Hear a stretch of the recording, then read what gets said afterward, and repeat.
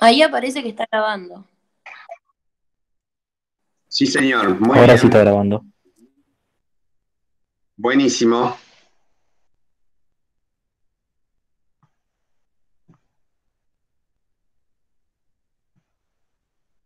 Vamos a la presentación Profe, entonces. perdón, soy Sí, Micaela también del centro de estudiantes. Entré en mi compu porque la de Tommy no andaba para grabar, así que ya está grabando y cuando quieran pueden arrancar.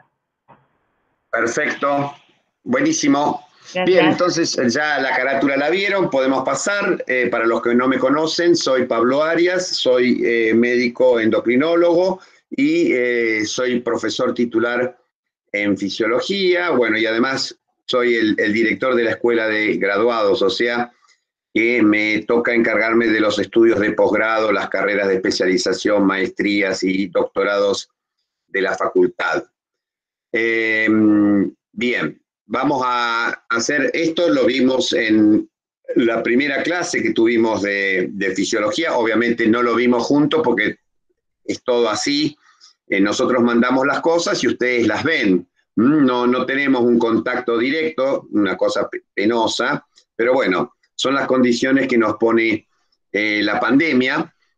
Habíamos visto la clasificación de sistemas, lo vieron también los que ya cursaron nutrición, y nosotros sabemos que los seres vivos, las células, etcétera, son sistemas abiertos que eh, intercambian con el medio información, energía y materia, ¿sí? Eso define un sistema abierto y como tal, entonces las células están intercambiando materia, como por ejemplo nutrientes, energía también albergada en dichos nutrientes e información. Y de eso nos vamos a encargar ahora, ¿sí? Entonces, definimos una célula como una unidad anatómica y funcional de los seres vivos que es capaz de autorreplicarse, captar nutrientes destinados a la síntesis de sus componentes y a obtener energía, y también es capaz de recibir y procesar señales del medio ambiente y secretar moléculas que le permiten interactuar con el medio. Obviamente esto no hace a todas las células, pero la gran mayoría de las células pueden cumplir estas funciones. Y la recepción y procesamiento de señales y la secreción de moléculas forma parte entonces de este intercambio de información que la célula como sistema abierto hace con el medio. Cuando los seres unicelulares, que son los primeros que aparecen como formas de vida primitivas en la superficie de la Tierra, evolucionan a organismos multicelulares, o sea, cuando empiezan a aparecer organismos como muy primitivos, como yo les diría las hidras de agua dulce o las anémonas de mar, que son organismos multicelulares con tejidos especializados para, por ejemplo, incorporar alimentos, perdón, dije organismos unicelulares, multicelulares, perdón, con células especializadas para la parte de incorporación de alimentos, para defensa, etcétera, aparece entonces la especialización celular. Y esto tiene como ventaja entonces adquirir nuevas funciones, permitir a los organismos alcanzar mayor tamaño, explotar más eficientemente los recursos, adaptarse mejor a los cambios del ambiente, etcétera. Pero de esto, la especialización, digamos, surge la necesidad de comunicarse. ¿Sí? Es como si ustedes tienen una persona que es intendente en un pueblo chiquito y esa persona se encarga de todo, hace todo. ¿De acuerdo? Imagínense que ese intendente de un pueblo chiquito o de una ciudad chiquita, pequeña, que hacía de todo y estaba en todas partes, pasa a ser gobernador de una provincia y ahí esa persona va a tener que tener especialización, o sea, va a tener que crear ministerios y va a tener que tener secretarios, etcétera, y esto le va a permitir entonces ampliar sus funciones, etcétera, trabajar mucho más eficientemente que si estuviera solo. Pero este aquí que si esos ministros o esos secretarios no se comunican entre sí, la cosa no va a andar bien. Entonces es indispensable para que un organismo multicelular con células especializadas en distintas tareas funcione bien, que haya comunicación intercelular. Y tenemos distintas formas en las cuales lo primero que hay es comunicación entre las células a través de uniones gap, y esta comunicación se llama directa. Las células intercambian a través de poros o conexones, intercambian información, que son moléculas pequeñas, que pueden ser iones o pequeñas aminas, puede ser dopamina, etcétera. Ese sería un primer tipo de comunicación. El segundo tipo es la comunicación por contacto o yuxtácrina, en la cual la célula presenta al medio y a otras células una molécula unida a un brazo proteico, y esto ustedes lo vieron muy bien cuando les explicaron cómo funcionaba la presentación de antígenos por parte de células como los macrófagos o las células de Langerhans de la piel, cuando vieron la UP5. Y después ya tenemos comunicación entre células que se realiza a distancia, en el cual una célula elabora una molécula que viaja a través del líquido intersticial, por ejemplo, o que viaja a través de la sangre, y ahí tenemos otros dos tipos de comunicación, que son la comunicación parácrina y la comunicación endócrina. Acá tendríamos entonces los ejemplos: la comunicación directa a través de uniones gap, a través de estos conexones o poros. Tendríamos la comunicación yuxtácrina por contacto, donde una célula presentadora está presentando un antígeno a la célula T helper. La comunicación parácrina, en la cual una hormona local, por ejemplo una prostaglandina, actúa sobre una célula vecina, la célula blanco, que también puede tener otra modalidad en la cual las hormonas que produce esa célula actúan sobre ella misma, y acá estamos hablando de un mecanismo autócrino. Y tenemos la comunicación endocrina, en la cual las sustancias que salen de la célula productora del mensajero pasan al intersticio, pero de allí pasan a la sangre, viajan a distancia y actúan sobre una célula blanco que se encuentra entonces ubicada en otra porción del organismo.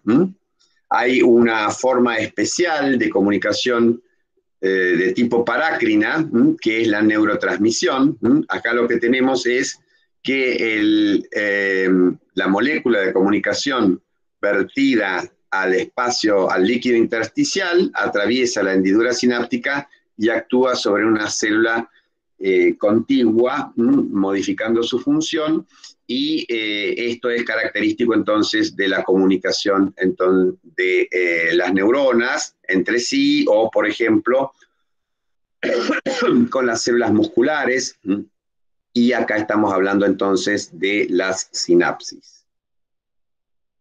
Los mensajeros entonces intercelulares son esenciales para que un sistema multicelular pueda actuar en forma coordinada, y tienen que llevar entonces mensajes que coordinen acciones entre las distintas partes del organismo. Es lo mismo que puede ocurrir a nivel de cualquier sistema especializado, en el cual tiene que haber comunicación entre los distintos sectores, ya sea de un gobierno, de una oficina o de una facultad, etc.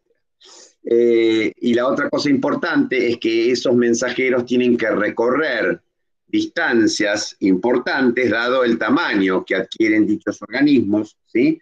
Y esto ustedes lo ven perfectamente por el tamaño que puede tener una persona, que puede llegar a medir, qué sé yo, 1,80 m.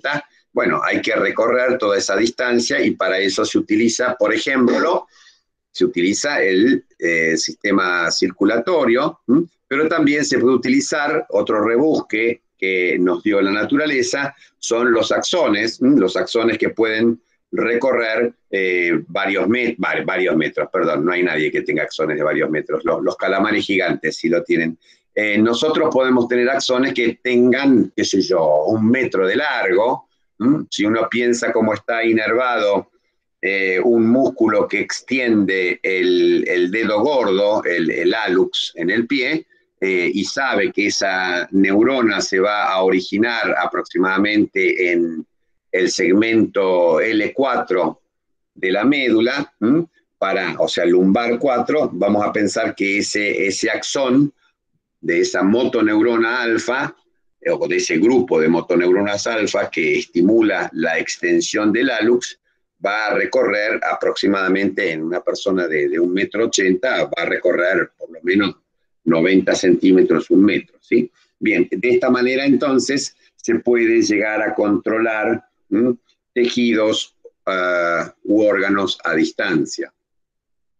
Los mensajeros, como somos 2/3 partes de nuestro organismo es agua, se aprovecha entonces el agua como medio de transporte y por lo tanto los mensajeros en general son solubles en el medio extracelular y otros líquidos corporales, aunque vamos a ver que existen determinado tipo de mediadores que requieren de proteínas de transporte para facilitar su solubilidad en el plasma. Y acá tendríamos un ejemplo de lo que llamaríamos toda la secuencia de eventos desde que surge la necesidad biológica hasta que se produce la respuesta a esa necesidad, ¿sí? La necesidad biológica, por ejemplo, hipocalcemia, es detectada en células de la paratiroides, y estas células principales de la paratiroides que tienen receptores que detectan la concentración de calcio. Cuando bajan los niveles de calcio, esos receptores activan una cascada de mecanismos que vamos a ver después, que se denominan señales de transducción intracelular, y estas señales de transducción hacen que se incremente la síntesis y la liberación de la paratormona, una hormona que ustedes ya conocen, los que cursaron nutrición, relacionada entonces con la movilización de calcio desde distintos depósitos como el hueso, o con el aumento de la reabsorción renal de calcio. El hecho es que la paratormona viaja y actúa sobre distintas células. Por ejemplo, acá tenemos el ejemplo de la célula tubular renal, en los túbulos renales, en los cuales la unión de la paratormona a su receptor, y esto es una cosa muy importante, va a estimular a un sistema de transducción de señales que va a generar entonces la activación de proteínas efectoras, un canal de calcio, un intercambiador de sodio, y esto redunda en un efecto biológico que es el aumento de la reabsorción renal del calcio, que normalmente filtra por su tamaño y se escapa por la orina. Y de esta manera entonces, cuando actúa la paratormona a nivel renal, el calcio que se podría escapar con la orina es retenido, y esto contribuye a mantener una normocalcemia. Entonces, la comunicación celular, después de que se produce la señal o necesidad biológica, involucra la síntesis celular del mensajero químico, si es que no está sintetizado y almacenado, porque puede ocurrir también que, como vamos a ver para las hormonas tiroideas, el mensajero químico esté ya sintetizado y lo que hay que hacer es liberarlo de su sitio de depósito. En segundo lugar, vamos a tener la secreción del mensajero por la célula emisora, el transporte hacia la célula blanco por los distintos medios, la detección o recepción del mensajero o señal por una proteína de superficie que puede ser de superficie, o puede estar también en el interior de la célula, y esta proteína entonces se denomina receptor. Cuando esa proteína receptora está en la membrana, es necesaria una transducción de la señal que lleva entonces la señal que se originó en el mensajero hacia los efectores intracelulares. Y estos efectores pueden ser distintos enzimas o sistemas enzimáticos, puede ser modificaciones en la síntesis proteica, puede involucrar apertura o cierres de canales de membrana, etc. Y esto es lo que lleva a al efecto biológico. Y por último, tenemos que eliminar la señal para interrumpir el proceso y que no continúe activo. Todos estos pasos ustedes los tienen que conocer cuando hablan de una hormona, o sea, van a ver después que nosotros podemos hacer un cuadro en donde resaltemos las características más importantes de cualquier hormona, y tiene que ver mucho con estas etapas de la comunicación celular. Acuérdense de transducción como un mecanismo por el cual un tipo de señal es convertido en otro. Esto es algo que les trae algunos problemas, no es tan complicado. Hay que estudiar un poquito el tema desde la bioquímica, ¿sí? Entonces, la transducción consiste en que cuando llega el primer mensajero u hormona, o mensajero parácrino también, va a haber un receptor, y ese receptor va a transformar esta señal extracelular en una señal intracelular, que puede tener 1, 2 o 3 pasos, y que de esta manera se transforma entonces en una cadena de señales que dentro de la célula van a cumplir la función de llevar, entre otras, el mensaje desde la membrana hacia el efector. Perdón, no se sorprendan de las diapositivas en inglés. Creo que es muy importante que ustedes empiecen a leer inglés ya ahora, en primer año. Es fundamental porque van a tener un acceso a una cantidad mucho mayor de información, y como el 85% de la información biomédica se publica en inglés primero, también van a tener acceso a esa mayor cantidad de información antes. Vamos a ganar tiempo si leemos directamente de las fuentes, y ya les digo, el 85% de los conocimientos se publican en inglés. No es que se generen en países de habla inglesa, pero por convención el inglés es el idioma científico en el que publican los investigadores de Japón, de China o de Rusia o de Alemania. Y eso es bueno que sea el inglés, obviamente, porque el inglés es un idioma relativamente fácil, sencillo. Imagínense si el idioma científico fuera el alemán, como ocurría hasta antes de la Segunda Guerra, que el alemán era un idioma muy importante científicamente. Estaríamos al horno, porque estudiar alemán para entender los trabajos científicos es mucho más complicado. Discúlpenme. El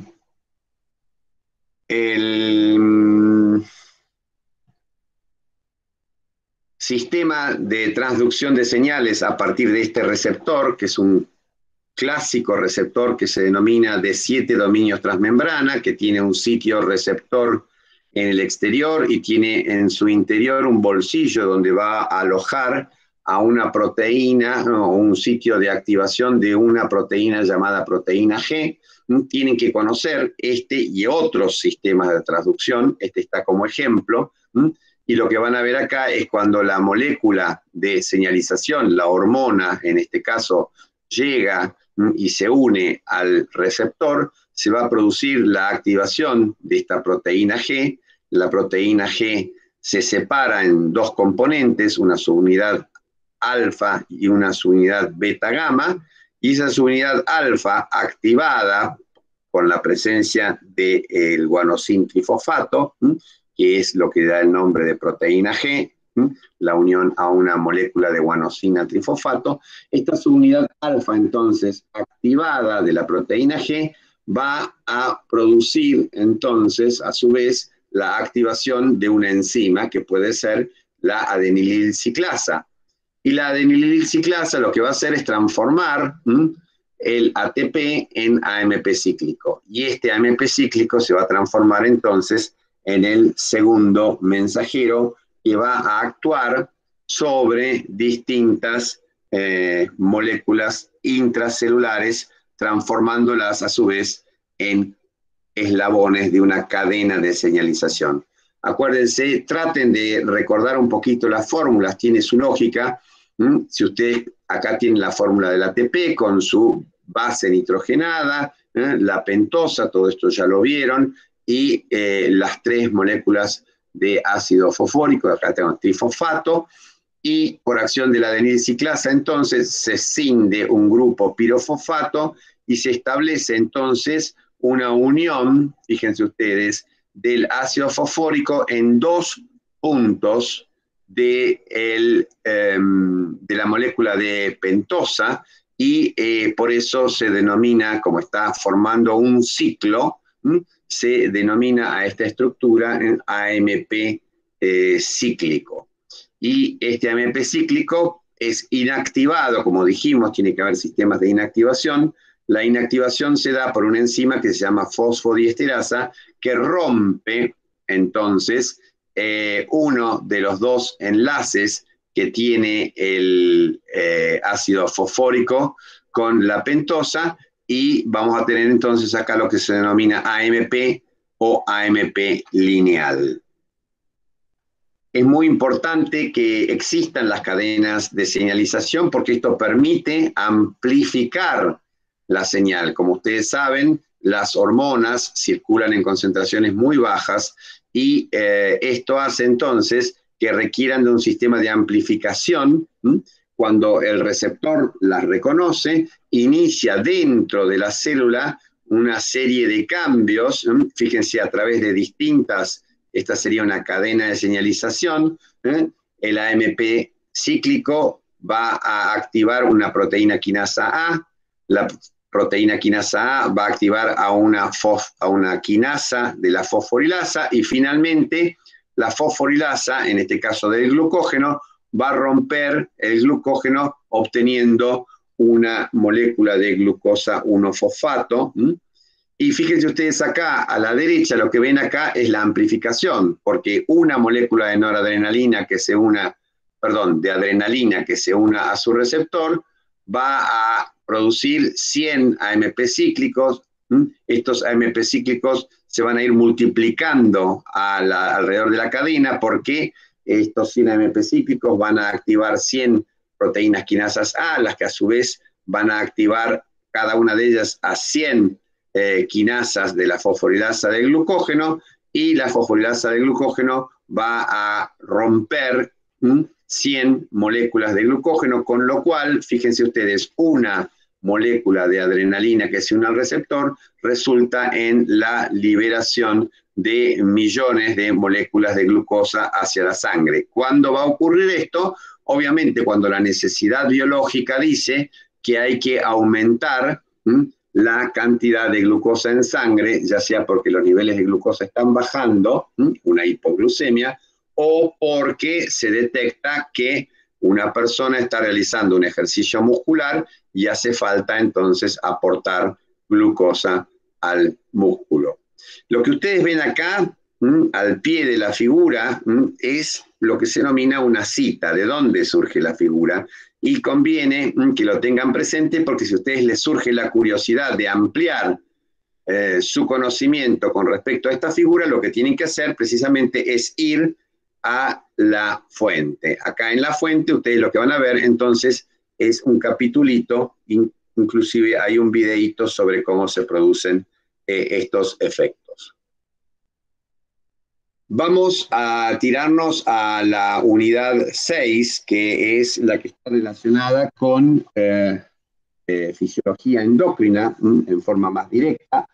Ustedes tienen acá la situación problemática de un niño que tiene aparentemente digo, baja talla, porque lo que está diciendo es que Santiago, de 12 años, es el más bajo del grado, y acude a control médico y sus padres le comentan al médico o a la médica que su hermana de 7 años está pensando en ser modelo, etc. Bueno, obviamente esta UP tiene muchos contenidos relacionados con los aspectos biopsicosociales del individuo. El que nosotros trabajamos desde fisiología es un aspecto biológico relacionado con el crecimiento, pero ojo, no se olviden de que acá hay muchos otros elementos que tienen que estudiar qué es el control médico, dónde se realiza este control en salud, APS, etcétera, adolescencia, pubertad, etcétera. Bien. Dentro de crecimiento yo les recomiendo que busquen este material está aquí está de vuelta la cita, la pueden encontrar aquí, está de todas maneras cargado en el campus virtual, en el capítulo correspondiente o en la UP correspondiente dentro de los recursos de fisiología. Esta guía entonces es elaborada por la Sociedad Argentina de Pediatría y tiene como introducción un mensaje de un tal Tanner, no sé si les suena, el profesor James Tanner, donde dice que uno de los indicadores más importantes de salud y bienestar, esto es muy importante, ¿sí?, de un niño es la forma en que este niño o esta niña crecen. Y un incremento de estatura menor de lo que debería ser o del peso para la talla requiere una investigación. Por eso es tan importante como elemento para control del niño sano que ustedes sepan hacer la evaluación del crecimiento físico.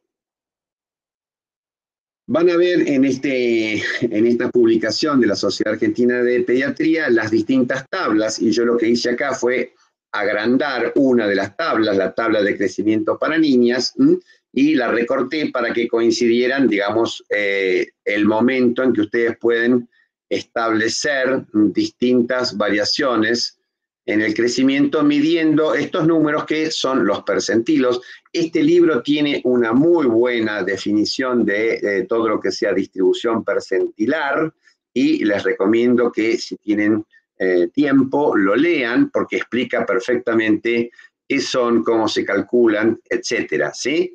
Y lo que tenemos acá es la definición de déficit de talla como una talla inferior al percentilo 3 para la edad. O sea, que si tenemos una niña de 17 años, vamos a suponer la hermana de Santiago, tiene, fíjense ustedes acá, el percentilo 3 está en una talla de 1,49 m, y si tiene 16 o 17 años, más o menos es lo mismo, acá se estabiliza el crecimiento.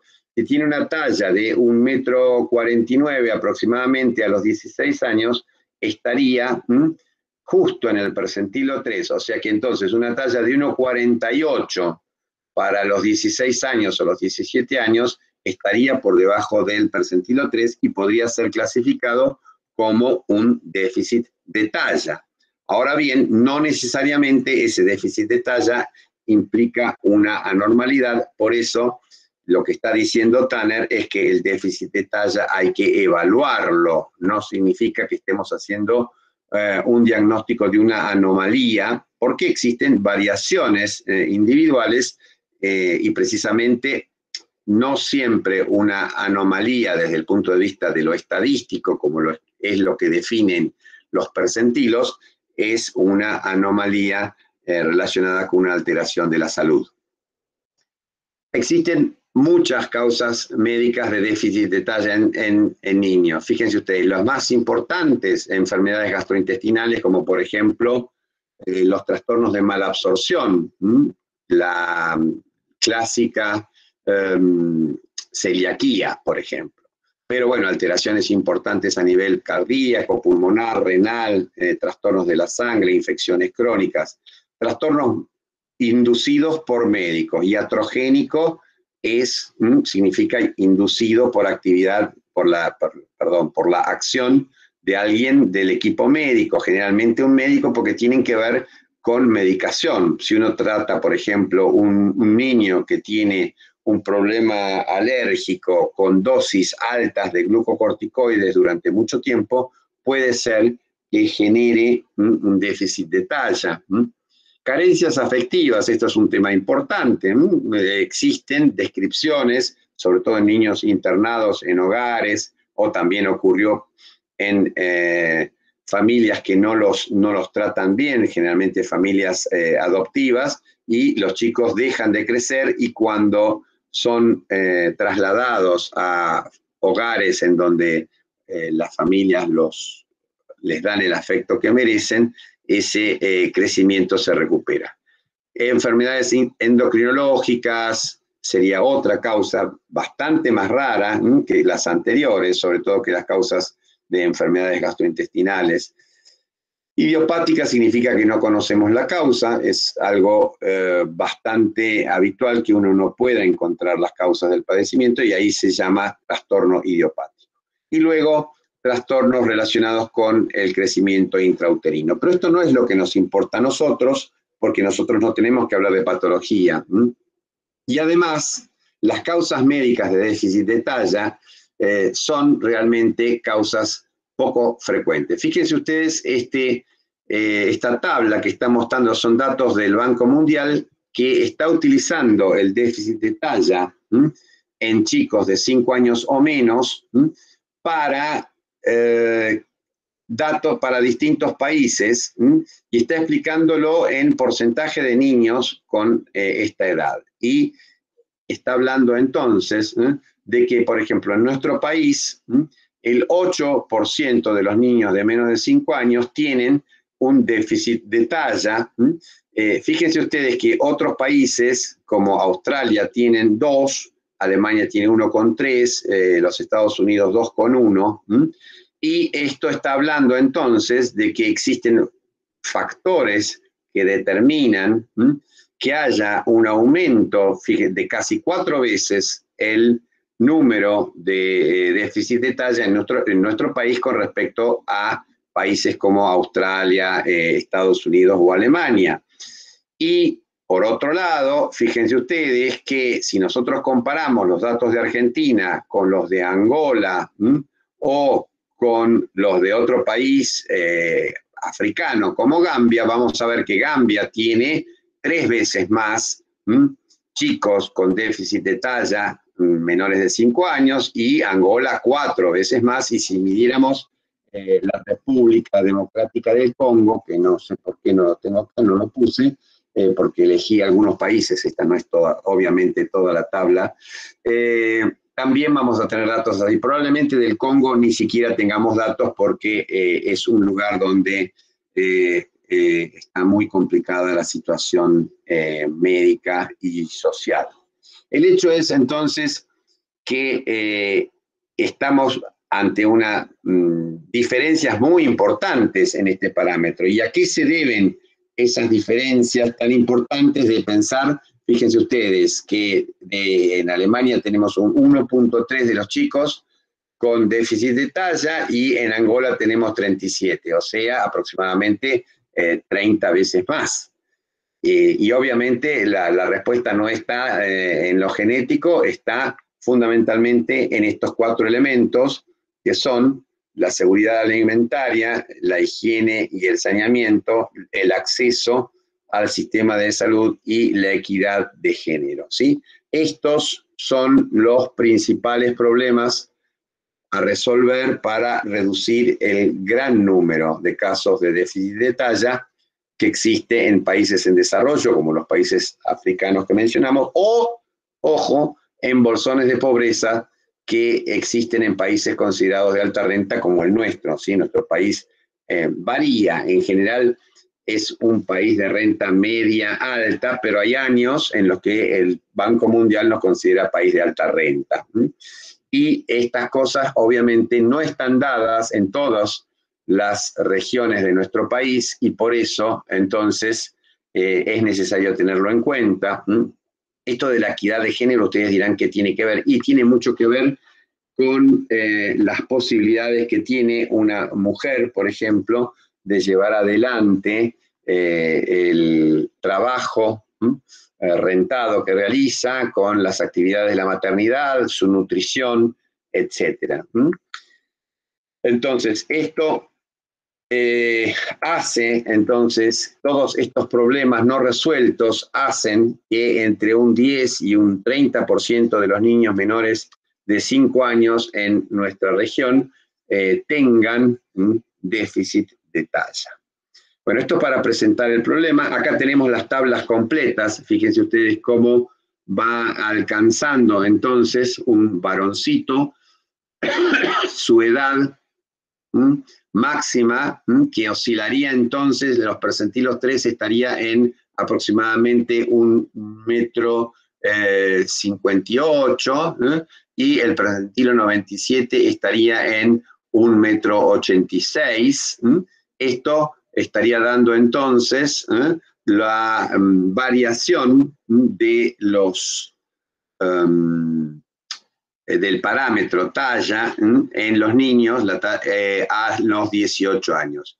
Fíjense ustedes, hay un intervalo que tomamos con frecuencia para describir una población, que es lo que denominamos el intervalo intercuartilar entre el cuartilo 1 y el cuartilo 3, o, que es lo mismo, el percentilo 25 y el 75. En este grupo está el 50% central de la muestra, o sea, el 50% de los chicos de 18 años mide entre 1,76 m aproximadamente y 1,64 m de los varones, ¿sí?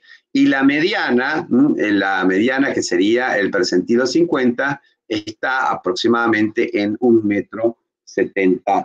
O sea que si uno dice un chico de 1,72 m, es el percentilo 50, el 50% de los chicos va a ser más alto y el 50% de los chicos va a ser más bajo.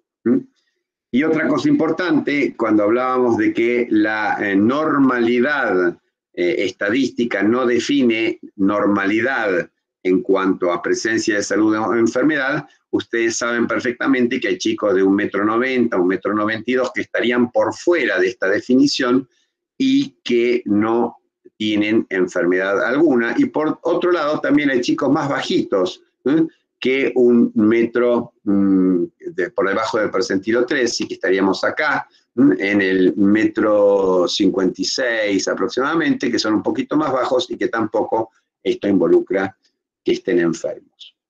Y para comparar, fíjense ustedes que las niñas alcanzan prácticamente su talla definitiva a los 15, 16 años, mientras que los varones lo hacen aproximadamente 2 años más tarde. Esto tiene que ver con la evolución de los eventos puberales. Esto es otra cosa que tienen que recordar muy bien.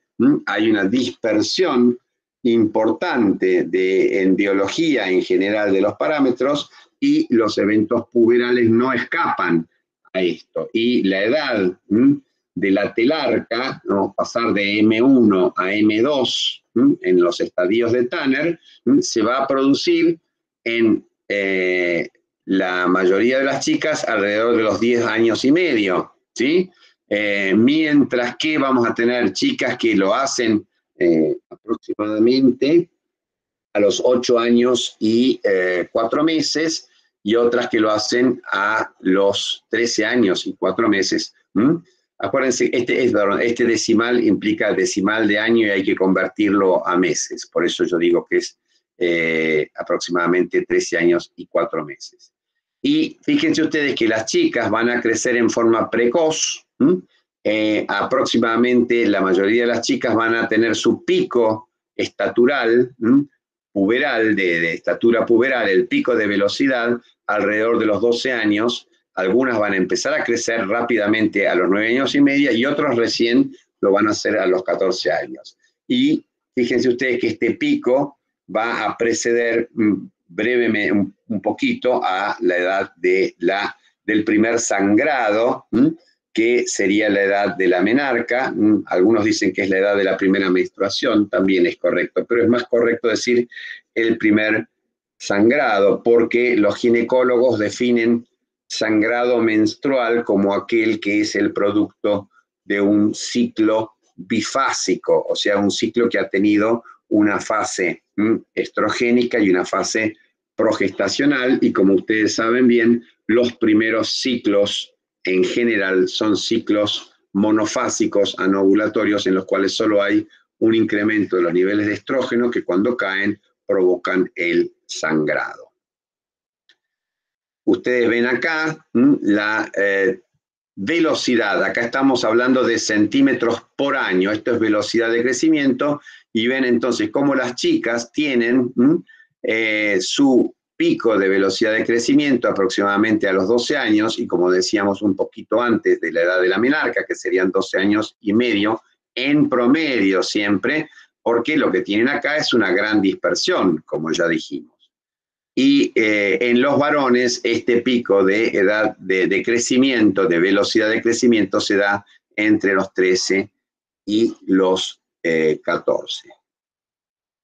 Bueno, vamos a hablar ahora un poquito de los contenidos de la fisiología endocrina relacionada con el crecimiento. Este gráfico lo tienen que conocer bien, describe el hipotálamo y sus relaciones. Acá tendríamos la hipófisis, con sus dos divisiones, anterior y posterior, el tallo, y por encima el hipotálamo, que se extiende aproximadamente desde el quiasma óptico hasta los cuerpos mamilares. Esos serían los límites anteroposteriores del hipotálamo, ¿sí? Aproximadamente desde la región del quiasma óptico, o quizás un poquito antes.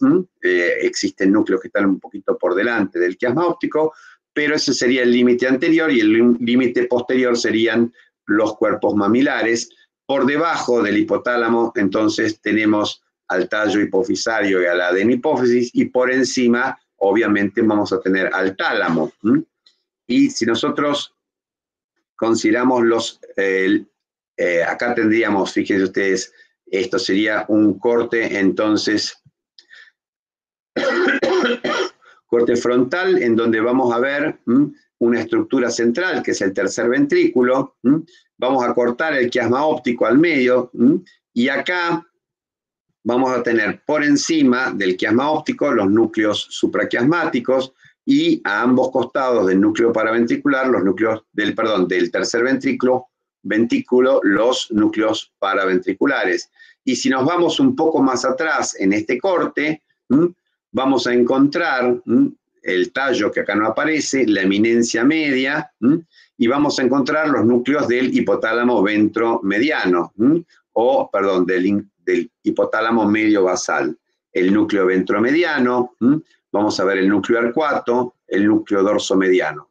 Esto es para que se ubiquen entonces, y como les decía, el hipotálamo que se extiende desde un poquito por delante del quiasma óptico. Acá tendríamos un núcleo que es el núcleo preóptico medial, hasta los cuerpos mamilares. Esos serían los límites anterior y posterior del hipotálamo.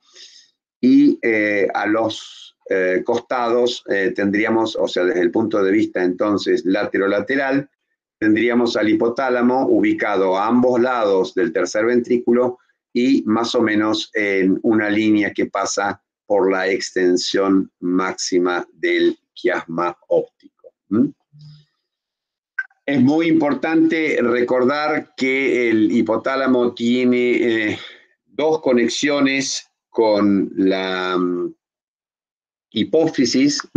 Existen entonces neuronas hipotalámicas que elaboran hormonas hipotalámicas destinadas a estimular las células de la adenohipófisis, que provienen entonces de distintos núcleos, del paraventricular, del arcuato, del ventromediano, etcétera, y que van a llegar entonces a la adenohipófisis por los vasos portales largos, Y por otro lado, tenemos que recordar que existe una conexión entre los núcleos supraóptico y paraventricular con la hipófisis posterior, y esta conexión está dada entonces por haces, los haces hipotálamo hipofisarios, que llevan en dos hormonas, la hormona antidiurética y la oxitocina, a la hipófisis posterior, y de allí se secreta hacia la circulación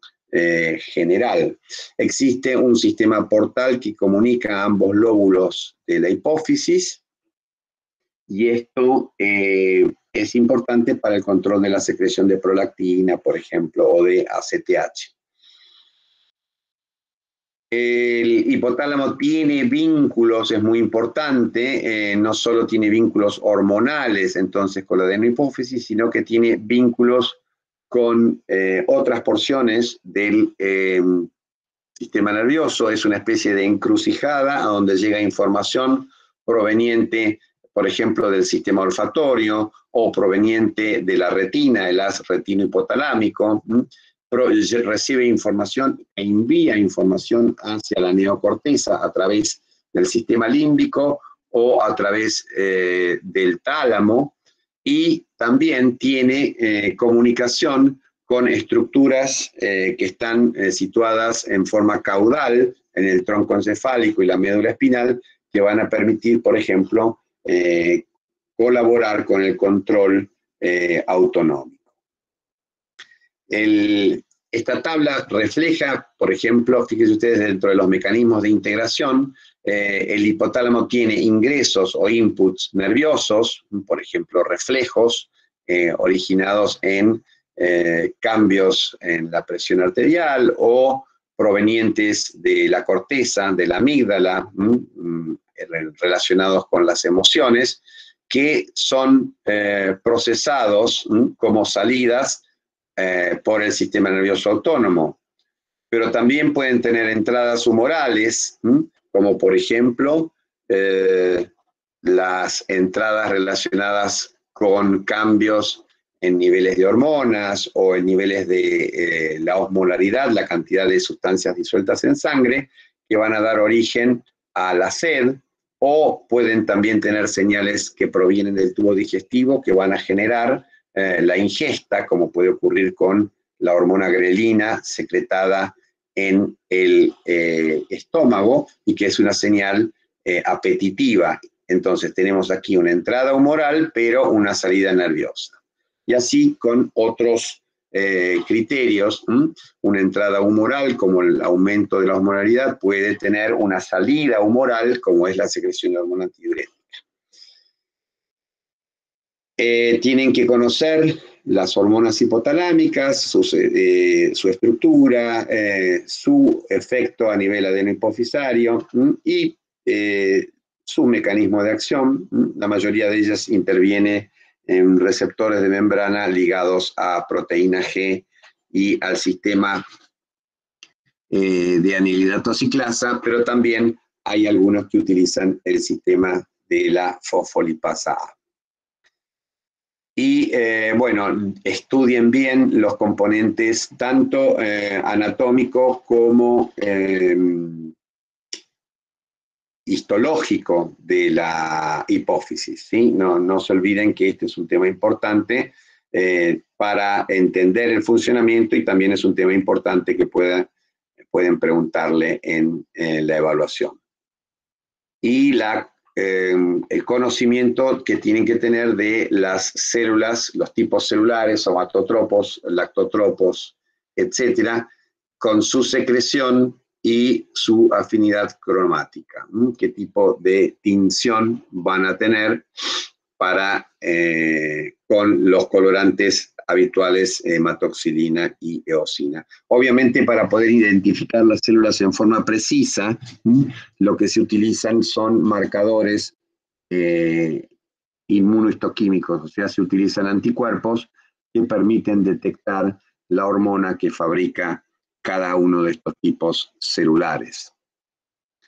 Y por último, tienen que recordar los distintos mecanismos de retroalimentación que forman parte del eje, de los ejes, hipotálamo, hipófiso, tiroideo, gonadal, etcétera, que aquí están esbozados como hipotálamo, hipófisis, glándula periférica.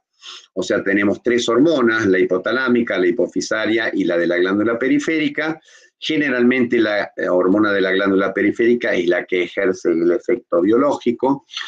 Y tenemos mecanismos de retroalimentación a punto de partida de la hormona de la glándula periférica sobre hipófisis y sobre hipotálamo, y a estos los llamamos mecanismos de retroalimentación larga.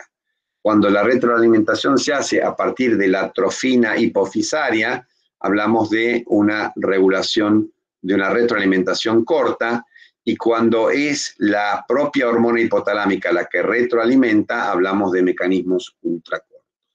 Bueno, esto está bastante claro. Cualquier duda que tengan lo podemos resolver después.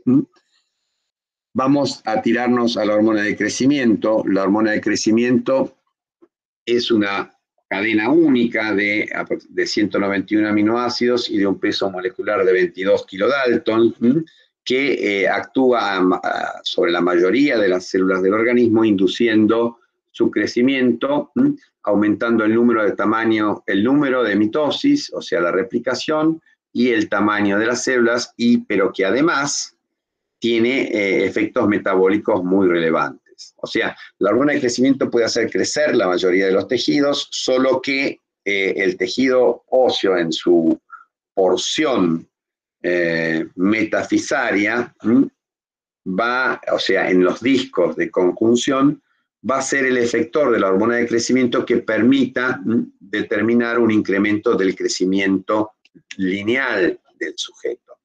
Y este efector, o sea, los discos epifisarios, metáfisis o cartílagos de conjunción, llega un momento en que dejan de responder a la hormona de crecimiento porque se calcifican, y ahí es donde entonces el crecimiento longitudinal del individuo no es más estimulado por la hormona de crecimiento. Pero esto no significa que la hormona de crecimiento pueda aumentar el crecimiento de otros órganos, y esto se ve muy bien cuando hay un exceso de hormona de crecimiento en un adulto, que la mayor parte de sus órganos aumentan de tamaño, entonces tienen aumento del tamaño del hígado o hepatomegalia, tienen un agrandamiento del corazón, cardiomegalia, tienen un agrandamiento de la lengua, lo que se denomina macroglosia, etc.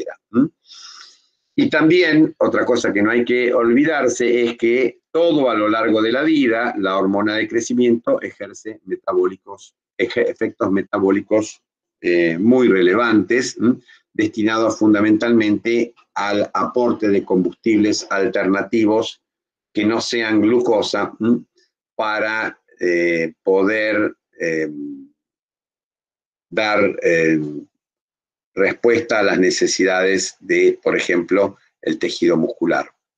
Bueno, acá tendríamos la estructura primaria, están todos los aminoácidos, los 191 aminoácidos de esta cadena, y la estructura terciaria está dada por la presencia de 4 regiones de alfa hélice, por eso se la denomina entonces una hormona tetrahelical. Es muy parecida en este sentido a otras hormonas como la prolactina, forma parte de la misma familia, junto con la prolactina y el lactógeno placentario, de una familia llamada de hormonas somatolactotropas. También es pariente por su estructura, la podemos reconocer como pariente de la eritropoyetina y de la interleuquina 1, etc. Acá tenemos constituido el eje somatotrófico. El eje somatotrófico está dado por la estructura hipotalámica, que elabora somatostatina y somatoliberina, el péptido inhibidor de 14 aminoácidos, y un péptido estimulador que tiene unos 40 y pico de aminoácidos, 41 o 43, no me acuerdo bien, y ambos están controlando entonces a nivel de la célula somatotropa la secreción de GH, GH viaja en sangre unida a una proteína de transporte que está destinada fundamentalmente a controlar la exposición de los tejidos a la hormona. O sea que aquí la proteína de transporte cumple un papel regulador de cuánta hormona de crecimiento alcanza los tejidos. Y tenemos, por otro lado, acá los distintos tejidos blancos con sus receptores, y estos tejidos blancos van a elaborar, como respuesta del impacto de la hormona de crecimiento sobre las células efectoras, van a elaborar un péptido grandote que tiene más de 5.000 Daltons, que se denomina factor de crecimiento insulinosímil 1 o somatomedina C. Este péptido es sintetizado fundamentalmente, pero no exclusivamente, a nivel hepático, pero digamos que un 70 a un 80% del IGF-1 que se encuentra en sangre es originado a nivel hepático.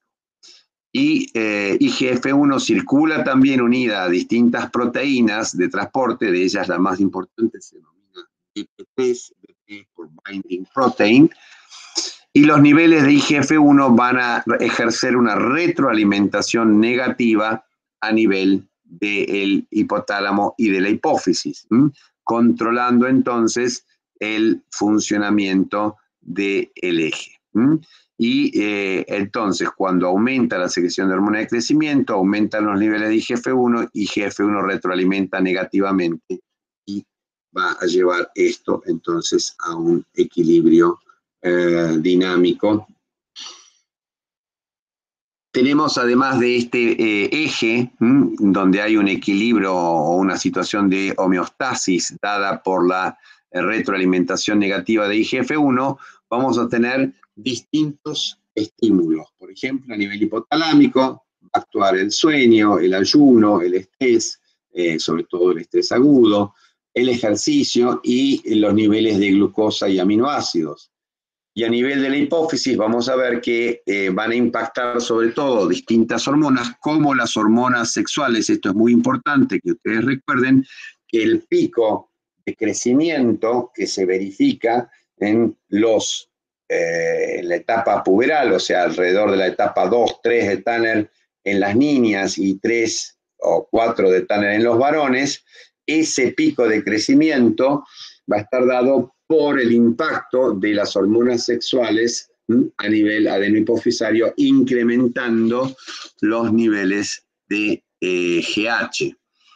Y por otro lado tenemos también que la hormona tiroidea y el cortisol pueden incrementar los niveles de hormona de crecimiento. La secreción de hormona de crecimiento es pulsátil y estos pulsos se asocian a ejercicio, se asocian a la ingesta, pero sobre todo la mayor parte de la GH que se secreta lo hace durante la noche, asociado a etapas del sueño que se denominan de sueño profundo o sueño lento. El sueño profundo o sueño lento está asociado a determinadas ondas en el electroencefalograma, que son precisamente ondas lentas, son las fases 3 y 4 del sueño denominado no REM, porque en estas etapas no se producen movimientos oculares, por comparación con la otra fase, que es lo que se denomina la fase REM, de movimientos oculares rápidos. Uno de los efectos más importantes de la hormona de crecimiento es contribuir, como ya dije, al aporte de combustibles durante el ejercicio, destinados a que el músculo pueda reemplazar el consumo de glucosa por el de ácidos grasos libres. Y lo que hace entonces la hormona de crecimiento es incrementar rápidamente, fíjense ustedes, y en forma muy considerable, sus niveles cuando se produce un ejercicio.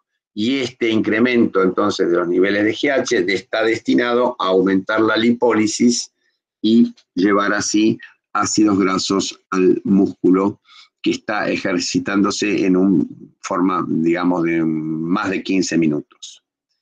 Otro factor que aumenta mucho la secreción de hormona de crecimiento es el ayuno. Fíjense ustedes cómo en un día de ayuno tenemos escasos picos, y acá tenemos el pico nocturno bien característico de secreción de hormona de crecimiento. Esto sería durante un día en el que comemos. Cada una de las comidas es seguida por un pico de hormona de crecimiento y también tenemos el pico nocturno. Fíjense qué es lo que ocurre en el día en que no se produce, no se administran comidas, los niveles de hormona de crecimiento son mucho más altos. Y esto se debe a que la hormona de crecimiento está entonces generando la producción de ácidos grasos libres a partir del tejido adiposo para que sean utilizados como combustibles. Otro factor importante es la edad. Acá tienen ustedes la gráfica de velocidad de crecimiento, no sé si la recuerdan, pero la vimos hace poquito. Acá tendríamos el pico de crecimiento, de velocidad de crecimiento en centímetros por año, como por ejemplo en una niña. Esta es una curva para niñas, lo vemos que el pico de crecimiento está alrededor de los 12 años. Si fueran varones estaría desplazado hacia acá. Y casualidad, este pico de velocidad de crecimiento se asocia a un aumento marcado al pico de los valores de IGF-1, que es la hormona intermediaria de la acción de la somatotrofina, y por eso la llamamos somatomedina.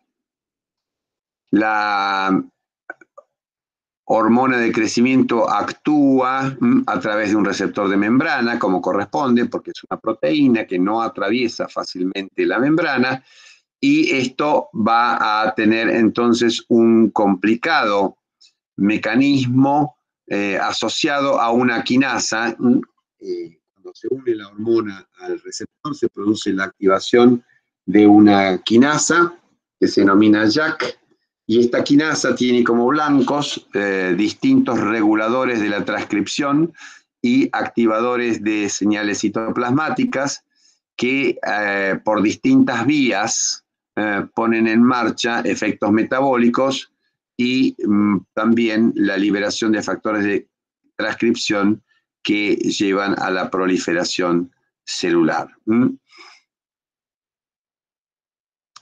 Un resumen de las acciones de la hormona de crecimiento sobre distintos tejidos a nivel metabólico, por ejemplo, tejido hepático o tejido adiposo o muscular. Tenemos acciones sobre los condrocitos y tenemos resumidas las acciones sobre diversos órganos. Y estas acciones ustedes las tienen que conocer. Para explicar cuál es el efecto de la hormona de crecimiento sobre el crecimiento longitudinal, yo ya les dije, existe entonces esta zona que ustedes tienen que conocer entre la epífisis y la diáfisis, que se denomina metáfisis o cartílago de conjunción, o también disco epifisario, y en este disco lo que hace la hormona de crecimiento es transformar la diferenciación o proestimular la diferenciación de células de condrocitos primarios o primitivos llamados precondrocitos, y también estimula la síntesis de IGF-1 en estos condrocitos. Luego, este IGF-1 va a hacer que estos precondrocitos se dupliquen, estimulando entonces una proliferación clonal, y también va a hacer que estos precondrocitos maduren. O sea que entonces el estímulo del crecimiento del hueso largo a nivel de la metáfisis o del cartílago de conjunción se hace por un efecto combinado de la hormona de crecimiento, induciendo la diferenciación de los precondrocitos, aumentando localmente los niveles de IGF-1, y luego IGF-1 aumenta la proliferación de estos precondrocitos y su diferenciación para condrocitos maduros. Y luego se va a ir produciendo la osificación del tejido en la zona distal y esta se va a ir transformando en hueso y así es como va a ir creciendo longitudinalmente el hueso largo. Esto se va a interrumpir aproximadamente 2 a 3 años después de alcanzado el pico de velocidad por un efecto de cierre de los discos epifisarios que tienen las hormonas sexuales. Tienen que recordar las acciones metabólicas del AGH, aumenta la glucemia porque aumenta la gluconeogénesis hepática y disminuye el consumo de glucosa, por ejemplo, por el músculo y el tejido adiposo. Va a aumentar la liberación de ácidos grasos y de glicerol desde el tejido adiposo porque aumenta la lipólisis. Va a retener calcio, magnesio, fosfato, sodio, potasio, cloro, y va a aumentar el balance nitrogenado, o sea, retiene nitrógeno, aumenta el ingreso de aminoácidos a las células y la síntesis de proteínas. Y para terminar con la hormona de crecimiento, esta tabla, que no vamos a repasar toda, porque en realidad lo que hace es resumir todo lo que vimos, pero yo se las presento porque a esta tabla la denomino lo que hay que saber de una hormona, y esto en realidad lo tendrían que poder completar para cualquier hormona que estemos estudiando. Tienen que saber entonces cuál es la célula de origen, y por supuesto también ampliando este concepto en dónde se encuentra esa célula, si es una glándula, y algunos conceptos de la anatomía e histología de esa glándula, cuál es la naturaleza química, cómo se produce la síntesis, mecanismos de transporte, regulación de la liberación, etc. Entonces, si ustedes toman esta tabla y la utilizan como guía, pueden resumir aquí los aspectos más fundamentales de cada una de las hormonas que tengan que estudiar. Bueno, voy por aproximadamente 1 hora y 10. Necesitaríamos captar su atención durante unos 20 minutos más para hablar de la tiroides, que es otra de las glándulas, junto con la hipófisis, otra de las glándulas muy relacionadas con el crecimiento.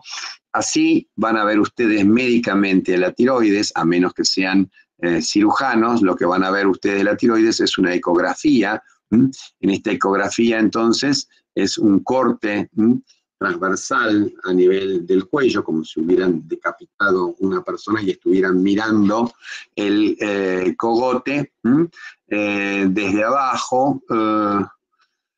No es muy agradable la imagen. Van a ver entonces la tráquea y van a ver ambos costados de la tráquea. Estos cañitos son las carótidas.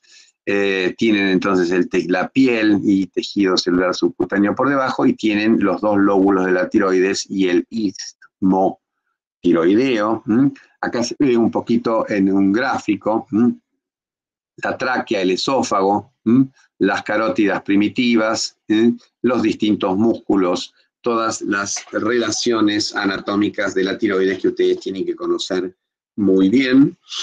Y también tienen que conocer los aspectos histológicos. Las células tiroideas están agrupadas en folículos, y esos folículos están llenos de este material rosáceo tan lindo, tan eosinófilo, que es el coloide donde está depositada la hormona tiroidea. Como yo les dije, en el caso de la hormona tiroidea, la hormona ya está fabricada y está almacenada en estos folículos. Acá tienen un vaso, fíjense ustedes qué lindo preparado, un vaso y montones de eritrocitos. La síntesis de hormonas tiroideas es un tema importante porque requiere de un elemento que proviene del exterior y cuya carencia genera alteraciones importantes en la síntesis de las hormonas tiroideas y problemas de salud, ¿sí? Existen entonces un trastorno endémico. Endémico significa que afecta en una determinada región geográfica en forma extensa en el tiempo, o sea que se prolonga en el tiempo, no es algo agudo como una epidemia, sino que es algo que está metido en una región durante mucho tiempo.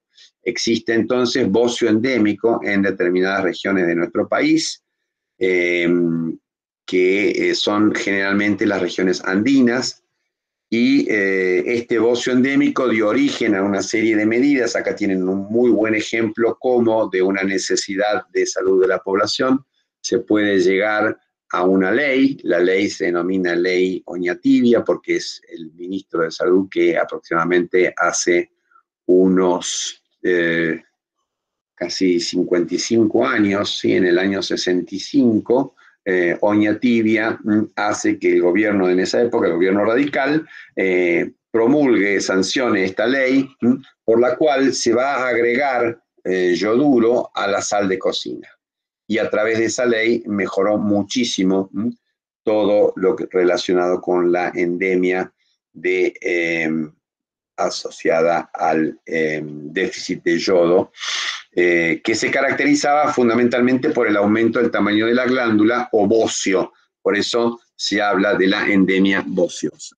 Entonces, para sintetizar hormona tiroidea hace falta yodo, una proteína que fabrica la propia célula folicular tiroidea, que es la tiroglobulina, y una enzima que es la tiroperoxidasa. Además, hace falta agua oxigenada, que no se compra en la farmacia, sino que la propia célula tiene peroxidasas, peroxidasas, y tiene también enzimas encargadas de la síntesis de peróxido de hidrógeno, necesario para que el yoduro se oxide. La recomendación, entonces, para un adulto es de 150 microgramos por día, es un poquito menor en los niños y es un poquito más alta en las embarazadas.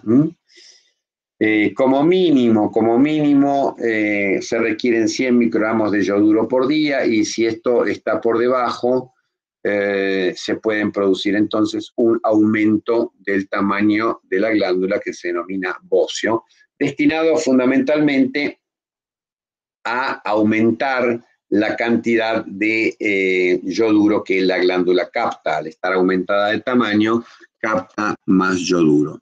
Acá tienen un ejemplo del metabolismo del yoduro.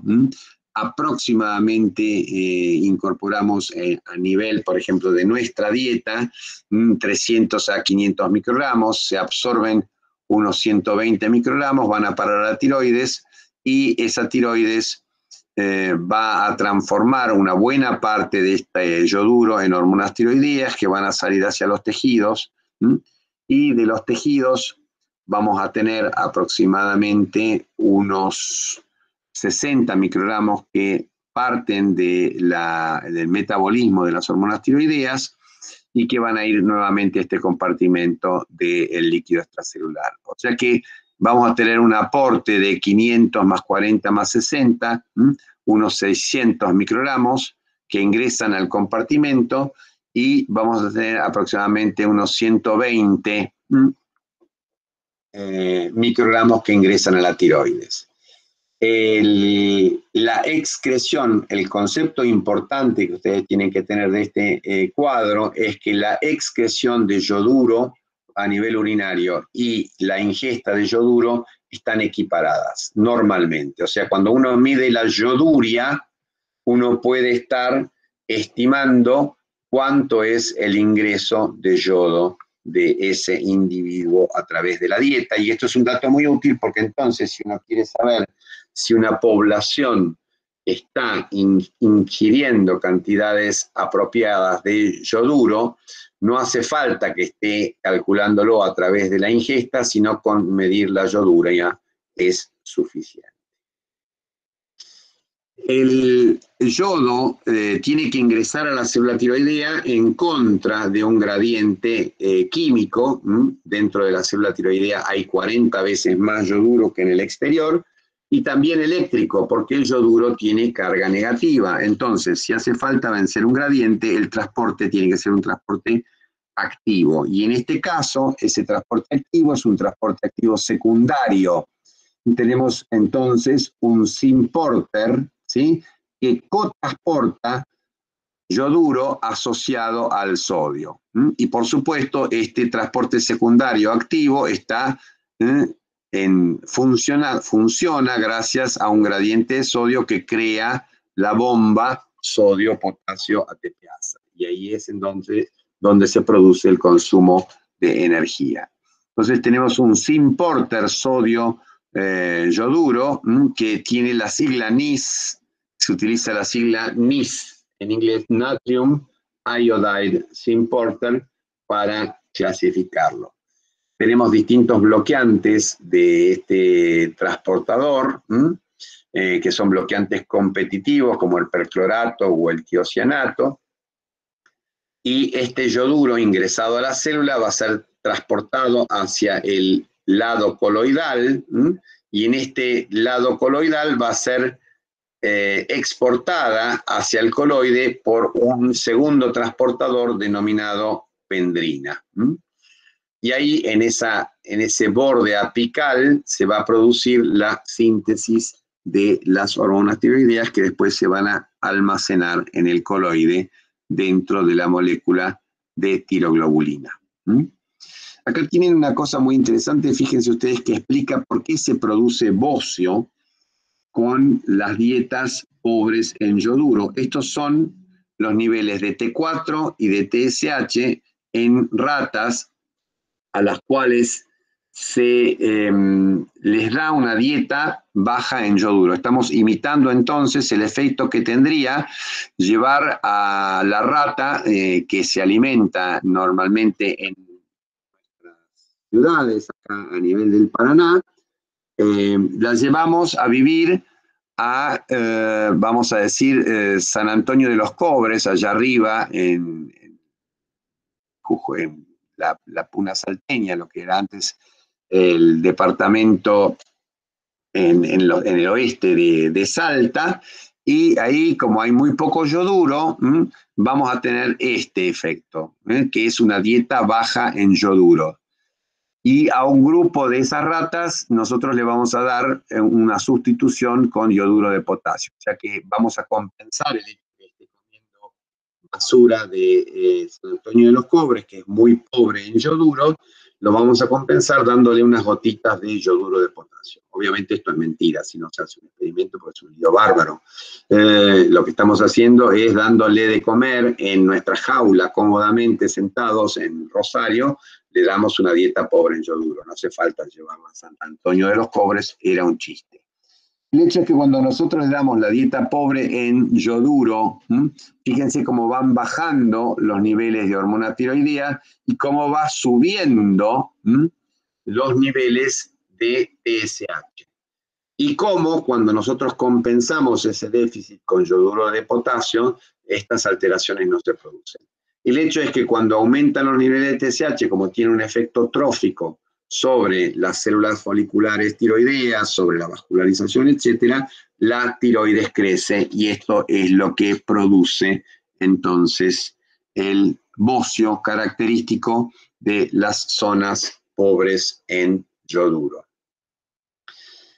¿Cómo funciona esto? Y porque hay un eje hipotálamo hipófiso tiroideo en el cual cuando los niveles de hormonas tiroideas caen, deja de haber este mecanismo de retroalimentación negativo sobre los dos niveles del eje y aumentan la secreción tanto de TRH como TSH.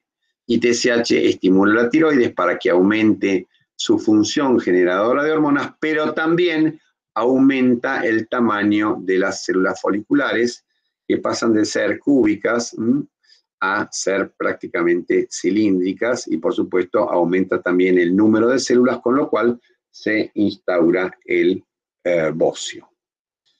Hay una relación inversa entonces entre los niveles de T4 y los niveles de TSH, y esto es algo que se aprovecha para la medición de la función tiroidea. Fíjense ustedes que dentro de un intervalo de hormona tiroidea, que es T4, vamos a tener una variación de los niveles de TSH normal, Y es muy útil entonces tener en cuenta que uno puede establecer el grado de función de la glándula midiendo los niveles de TSH. Es más preciso entonces para poder determinar sobre todo la presencia de una hipofunción, una disminución de la función de la tiroides, medir los niveles de TSH. Y es preferible esto, si uno puede medir una sola hormona, supónganse que ustedes tienen una limitación en los recursos y dicen, si tiene que medir una sola hormona, ¿cuál utiliza? Y utiliza la TSH porque la TSH tiene una sensibilidad mayor a la disminución de la función de la glándula, mayor aún que la de los valores de T4 en sangre. Tienen que recordar un poquitito que existen intermediarios en la síntesis de la T4. Esta sería la T4 con sus 4 átomos de yodo, por eso se llama T4 precisamente, o tetrayodotironina. La T4 se sintetiza a partir de intermediarios. Lo primero que hay en la molécula de tiroglobulina es un aminoácido, la tirosina, y esa tirosina va a recibir el yoduro en una posición 3 o en dos posiciones, 3 y 5, y esto va a dar origen entonces a una monoyodotirosina o a una diyodotirosina. ¿Quién cataliza esta unión del yoduro a la molécula de tiroglobulina? Es una enzima que se llama tiroperoxidasa, que ya mencionamos. Lo que hace la piroxidasa primero es transformar el yoduro en yodo, o sea, lo oxida gracias a la presencia de peróxido de hidrógeno o agua oxigenada, y luego une ese yodo oxidado a la molécula de tiroglobulina en los aminoácidos tirosina, en posición 1 o en posición, en posición 3 o en posición 3 y 5. Luego, por último, la tercera de las acciones de la tiroperoxidasa es acoplar, unir dos residuos tirosina yodados. Si une dos residuos de tirosina yodados en 3 y 5, o sea, 2 DIT, va a formar tiroxina o T4, tetrayodotironina. Mientras que si utiliza un MIT y un DIT, va a formar entonces triyodotironina con 3 átomos de yodo. Una vez que se forma la T4 y la T3 dentro del esqueleto de la tiroglobulina, esto se almacena en el coloide y cuando hace falta liberar entonces hormona tiroidea a la sangre, la célula emite pseudópodos, capta coloide, y ese coloide con la tiroglobulina es unido a una vacuola. Esa vacuola va a producir la digestión de la tiroglobulina, se va a liberar T3 y T4 que pasan a la sangre, y los aminoácidos yodados, la tirosina yodada, MIT y DIT, van a ser deshalogenadas. Hay una enzima denominada deshalogenasa que recupera ese yoduro y evita que se escape al compartimento plasmático, porque la pendrina lo vuelve a enviar a la interfase entre la célula y el coloide. Y lo que va a ocurrir para estimular la secreción de hormonas tiroideas es que la TSH se va a unir a su receptor. Este es un receptor de 7 dominios transmembrana que actúa a través del AMP cíclico, y este aumento de los niveles de AMP cíclico va a tener distintos efectos. Los más importantes: aumento de la síntesis de NIS, o sea, del Symporter, con lo cual aumenta la captación de yoduro. Segundo, aumento de la síntesis de tiroglobulina, con lo cual va a haber más tiroglobulina que pueda ser yodada. Va a haber también un aumento de la tiroperoxidasa, con lo cual esa reacción de yodación va a ser más eficiente. Y por último, la interacción de la TSH con su receptor va a dar origen a un aumento del fenómeno de captación de coloide, con lo cual vamos a tener más secreción de T4 y T3. Las hormonas tiroideas tienen un peso molecular bajo y si no existieran las globulinas transportadoras, se escaparían por la orina. Es muy importante entonces, en este caso, el rol de las proteínas transportadoras para evitar la pérdida de hormonas tiroideas por orina y por supuesto también regulan, como ocurre con otras hormonas, la cantidad de tiroxina a la cual están expuestos los tejidos. Las más importantes se denominan TBG o globulina fijadora de tiroxina y TBPA o prealbúmina fijadora de tiroxina. Y acá tenemos su concentración y fíjense ustedes el porcentaje de hormona que fijan. Es mucho más importante la cantidad de hormona que fija las proteínas específicas, y tenemos una proteína inespecífica, la albúmina, que transporta de todo, y también entonces transporta una cantidad importante, sobre todo de T3. Un dato importante, ¿sí? Durante el embarazo, las hormonas, fundamentalmente el estradiol, que aumenta mucho la cantidad, fíjense ustedes, de TBG o de proteína transportadora, globulina transportadora de hormona tiroidea, y esto lleva a un aumento de la T4 total. La T4 total aumenta mucho, pero fíjense ustedes acá en línea de puntos, la T4 libre apenas se incrementa. Esto se debe fundamentalmente a que este escaso aumento se debe a que la mayor parte de la T4 que se empieza a sintetizar va a ser unida por la proteína y va a pasar a formar parte de la T4 total. O sea que en las primeras semanas del embarazo lo que tenemos es un aumento del requerimiento de hormonas tiroideas destinado a rellenar esos sitios de transporte que se generaron por el aumento de la proteína transportadora. La hormona tiroidea actúa en las células convirtiéndose en T3, o sea, es necesario transformar la T4 en T3 y por eso existen desyodasas. Esta desyodasa, sobre todo la desyodasa 2, transforma la T4 en T3 y la T3 entonces va a entrar en el núcleo y se va a unir a su sitio de respuesta, que es un receptor asociado al receptor de ácido retinoico, y allí va a generar entonces la inducción de la transcripción o el aumento de la transcripción o la represión eventualmente de la transcripción de distintos mensajeros. Y esto va a dar origen entonces a los efectos de la hormona tiroidea.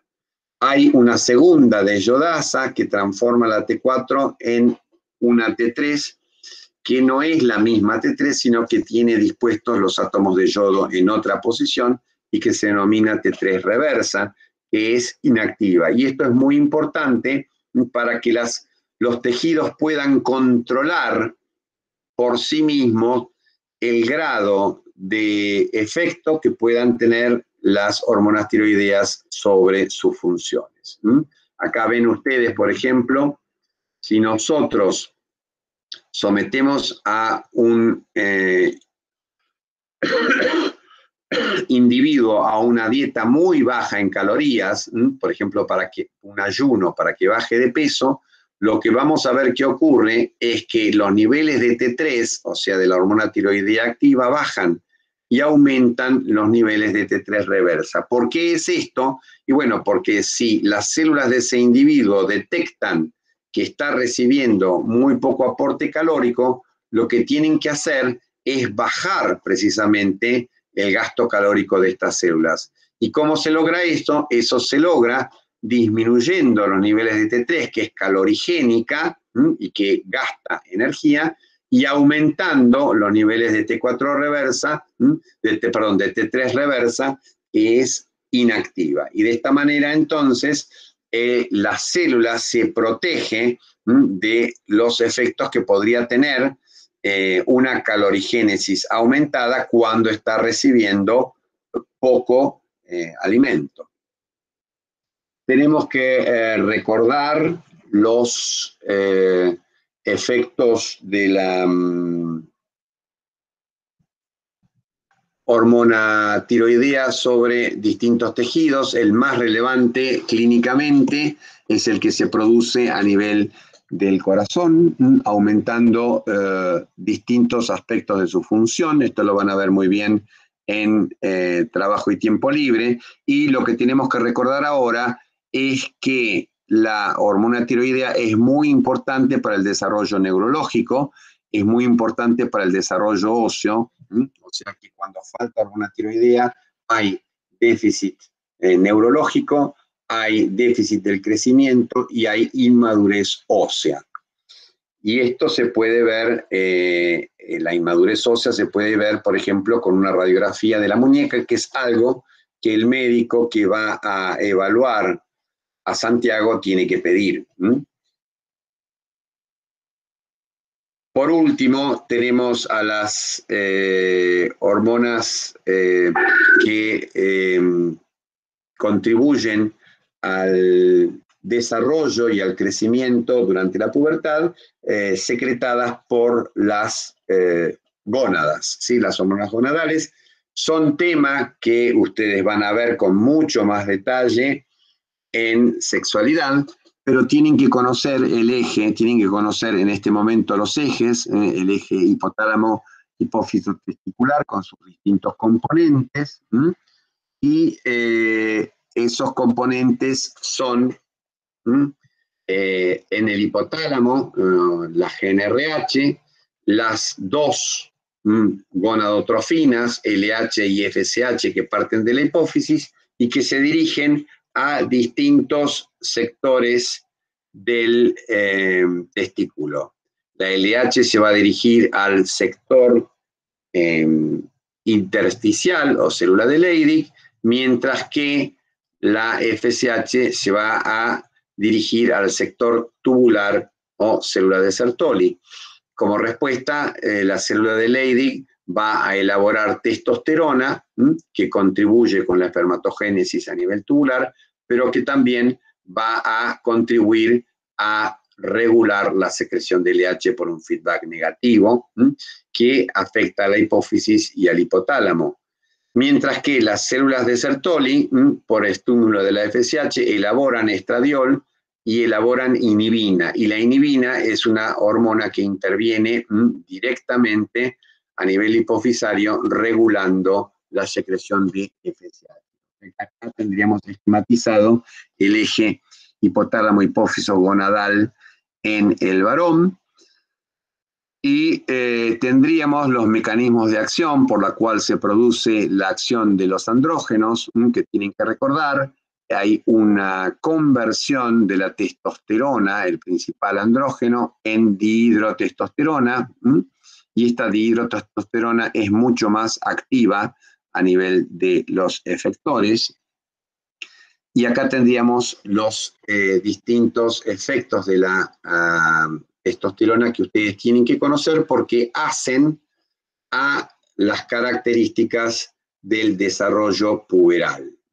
Crecimiento piloso, aumento de la secreción de sebo, aumento de la masa muscular, aumento de la masa ósea, aumento de los niveles de eritropoyetina y de síntesis de eritrocitos. Acuérdense que los hombres tenemos más eritrocitos que las mujeres, tenemos aproximadamente un 10% más de eritrocitos, y esto no es, por favor, no digan que se debe a la pérdida menstrual de eritrocitos. Esto es porque los hombres tienen más masa muscular y al tener más masa muscular requieren más cantidad de aporte de oxígeno que las mujeres que tienen más masa adiposa proporcionalmente, y esto va a hacer que las mujeres requieran entonces menos transporte de oxígeno y menos eritrocitos.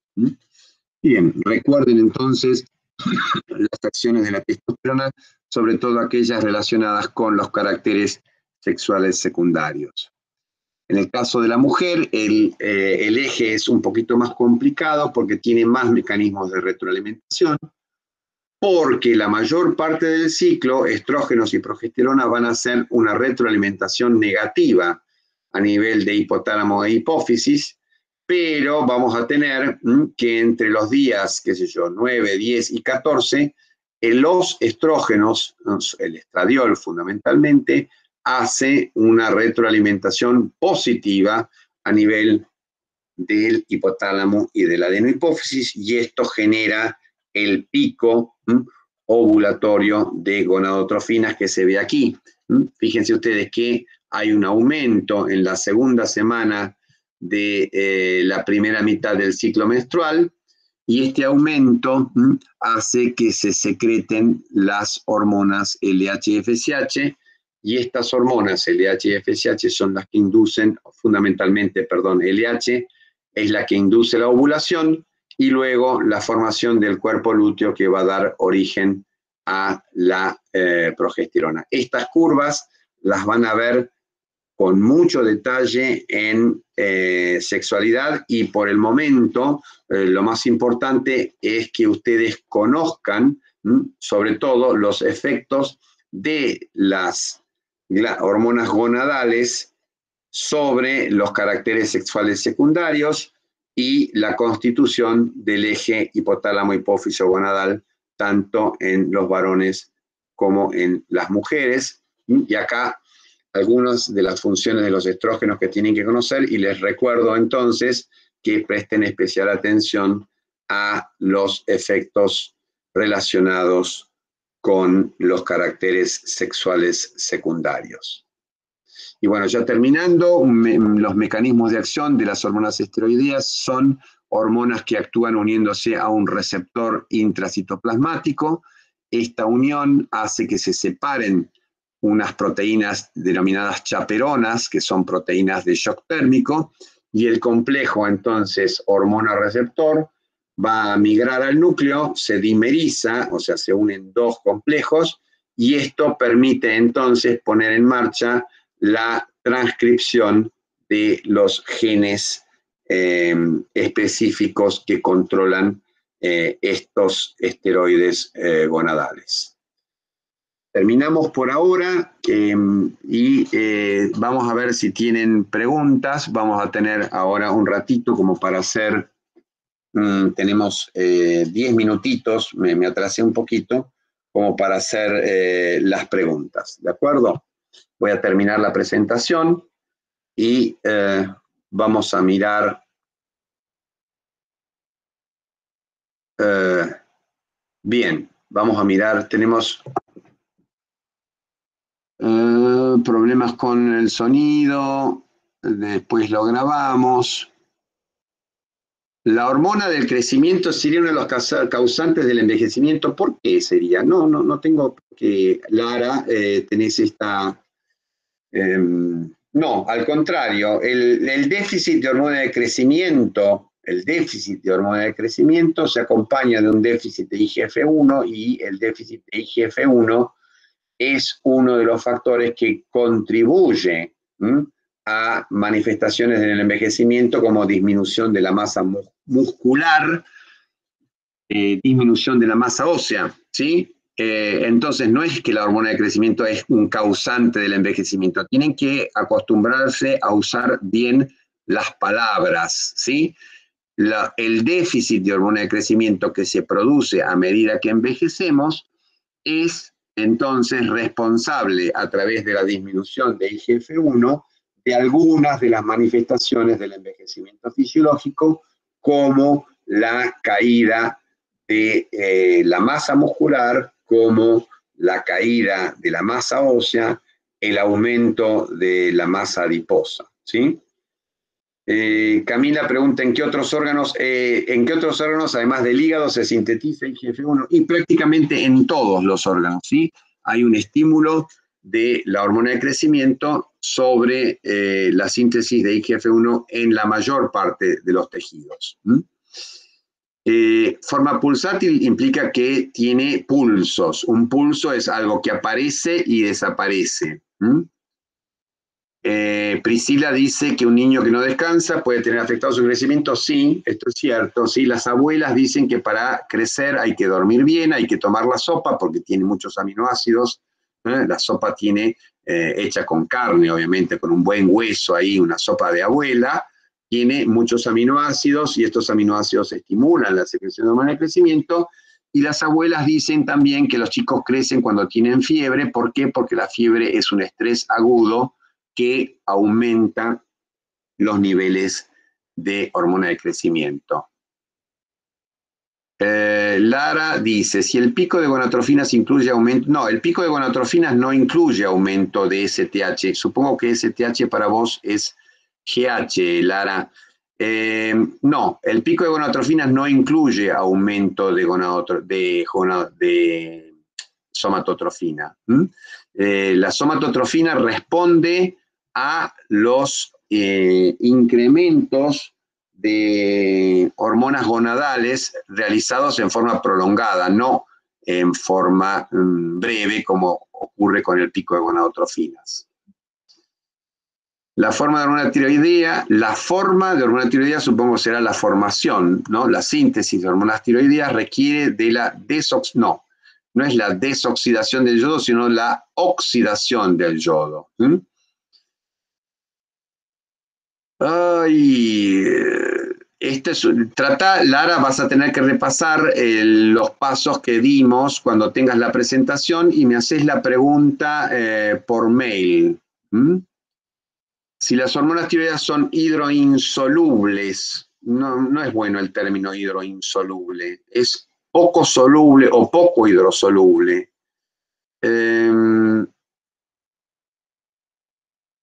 Básicamente la diferencia entre las hormonas tiroideas y las catecolaminas es que las catecolaminas tienen una carga eléctrica y esto impide que las catecolaminas ingresen a las células fácilmente y hace que tengan receptores de membrana. En cambio, las hormonas tiroideas, si bien no son liposolubles o son discretamente liposolubles, no tienen carga eléctrica, por lo que ingresarían más fácilmente a las células. Sin embargo, hoy en día se sabe que las hormonas tiroideas tienen transportadores, o sea, necesitan de transportadores proteicos para ingresar a la célula.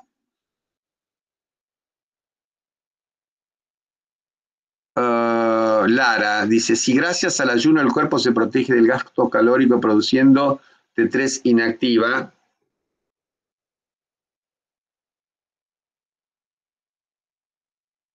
Lara, estás confundiendo, son dos cosas distintas. Durante el ayuno aumenta la secreción de GH, no los efectos de GH. Sí, de vuelta, traten de manejar adecuadamente los términos, porque después nos encontramos en una situación de evaluación en la cual, si confunden los términos, el evaluador piensa que ustedes no saben. Durante el ayuno se producen dos efectos. Las células se protegen del gasto calórico excesivo aumentando la síntesis de T3 reversa. Y además, durante el ayuno se estimula la secreción de GH porque GH contribuye a liberar los ácidos grasos que están depositados en las células adiposas y de esta manera aumentan el aporte de energía. Juan Tomás Silva pregunta algo que está en los libros, yo no te lo puedo decir de memoria. Juan, ¿cuáles son los valores normales de GH y TSH libre? No, además, TSH libre y unido a proteínas no existe. TSH no circula unida a proteínas y los valores normales de GH están alrededor de entre 0,5 y digamos 5 nanogramos por mililitro, pero esto no lo tenés que saber para nada, es importante. Lucas pregunta algo que es bastante lógico, porque oyó que en el tubo digestivo se sintetiza somatostatina. Sí, es la misma molécula. Nosotros tenemos un principio que es el de ahorro. Las células utilizan una misma molécula para muchas cosas, y la somatostatina, que inhibe la secreción de hormona de crecimiento, es la misma somatostatina que inhibe la secreción ácida gástrica, la función pancreática, etcétera. ¿En qué momento hay un mayor incremento de inhibina? Inhibina es secretada más o menos en forma pareja durante las 2 fases del ciclo, pero está un poquito más aumentada en la segunda fase. A ver, no entiendo la pregunta de Gallardo, Novecki Gallardo, no lo entiendo. ¿Cómo afecta la composición histológica del hipotálamo sobre su funcionamiento? Vas a tener que reformular tu pregunta y te digo, hacelo por mail, porque así lo podemos discutir con más tiempo. Gente, son las 12 y yo tengo que terminar mi exposición. Porque tengo otra reunión de estas electrónicas, de estas, perdón, de estas reuniones virtuales. Me están reclamando ya desde hace un ratito, por eso miraba el celular. Tienen mi mail, es, por las dudas si no lo tienen, drpabloarias, dr como doctor, Pablo Arias, @hotmail.com. Búsquenme entonces y les voy a hacer las respuestas para las preguntas que queden. Y, por supuesto, esperen para hacer las preguntas a tener el Power con la presentación, porque así lo repasan y buscan las preguntas. Bueno, gracias a ustedes por estar acá, al contrario, y nos estamos viendo, y si pueden ir mañana a Pucio y La Costa al reclamo que se hace por el tema de la ley de humedales, sería muy, muy bueno. Chau, gente. Hasta pronto. Chau, chau.